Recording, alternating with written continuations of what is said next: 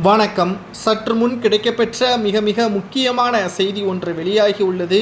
அமலாக்கத்துறை அதிகாரிகள் எடப்பாடி பழனிசாமியின் நெருங்கிய உறவினருமான சக தம்பி என்று அழைக்கப்படக்கூடியவர் வீட்டில் காலை 8 மணி முதல் அமலாக்கத்துறை அதிகாரிகள் சோதனைகளை நடத்தி வருகிறார்கள். சில முக்கியமான ஆவணங்களும் இவர் எடப்பாடி பழனிசாமியின் பினாமியா என்ற சந்தேகத்தின் அடிப்படையில் பல்வேறு ஆவணங்களும் கிடைக்கப்பெற்று வருகிறது. இதனால் அதிமுகவின் வட்டாரத்தில் பரபரப்பான சூழல் ஏற்பட்டுள்ளது.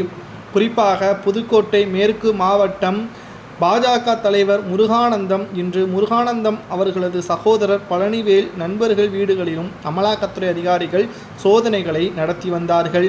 அதைத் தொடர்ந்து அதிமுக ஆட்சியாளத்தில் சட்டவிரோதமான செயல் நடந்திருப்பதை சுட்டிக்காட்டி கடந்த 2021ஆம் ஆண்டு அதிமுக ஆட்சியில் LED மின்விளக்கு விநியோகம் செய்ததில் சட்டவிரோதமான பண பரிமாற்றம் நடந்ததாகவும் முருகானந்தம் உடந்தையாக இருந்ததாக தெரியவந்த நிலையில் இது தொடர்பாக லஞ்ச ஒழிப்புத்துறை பதிவு செய்த வழக்கின் அடிப்படையில் தற்பொழுது அமலாக்கத்துறை அதிகாரிகள் விசாரணையும் நடத்தி வருகிறார்கள்.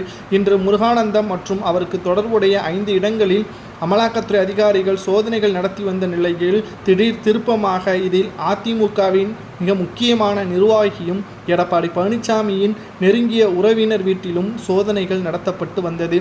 இதில் சுமார் 70 லட்சம் பறிமுதல் செய்யப்பட்டிருப்பதாகவும் பல்வேறு ஆவணங்களும் கிடைக்கப்பெற்றிருப்பதாகவும் தகவல்கள் வெளியாகியுள்ளது.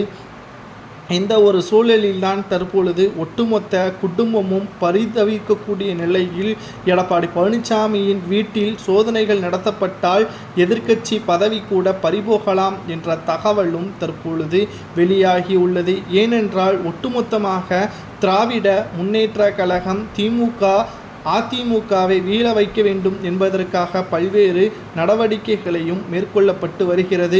இந்த ஒரு சூழலில் எடப்பாடி பழனிசாமியின் நெருங்கிய உறவினர் வீட்டில் அமலாக்கத்துறை அதிகாரிகள் சோதனைகளை நடத்தினால் அதில் எடப்பாடியின் பினாமிதான் என்று அறிவிக்கப்பட்டால் எடப்பாடி பழனிசாமி அவர்கள் வருகின்ற சட்டப்பேரவை தேர்தலில் போட்டியிட முடியாதவாறு சூழலும் ஏற்படும்.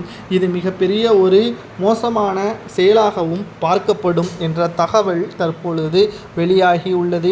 எடப்பாடி பழனிசாமி அவர்கள் தலையில் விழுந்த மிகப்பெரிய ஒரு இடி அவரை சிறையில் அடைக்கப்படக்கூடிய வகையில் அமைந்திருப்பதாகவும் அதிமுகவின் ஆட்சியில் செய்த ஊழலுக்கு தற்பொழுது தண்டனை வகிக்கக்கூடிய வகையில் அவரது உறவினர்கள் மூலமாகவே அமலாக்கத்துறை அதிகாரிகள் கைது நடவடிக்கை மேற்கொள்ளப்பட்டால் என்ன தண்டனை வழங்கலாம் என்பதை